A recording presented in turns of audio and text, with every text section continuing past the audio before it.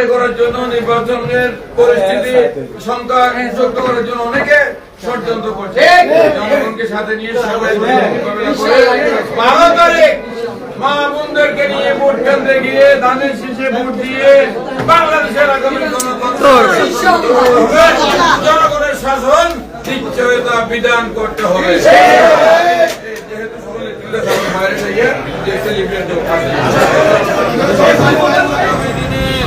গণতন্ত্রের অভিযাত্রা একটি গুরুত্বপূর্ণ মাইলফলক।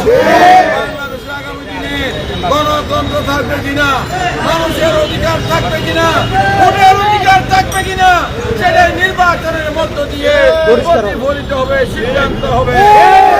সংগ্রামী বন্ধুগণ, আত্মতুষ্টিতে না ভুগে নির্বাচনের রেজাল্ট পর্যন্ত আপনারা ভোট কেন্দ্রে থেকে মা বোনদেরকে নিয়ে গিয়ে ভোট দেবেন।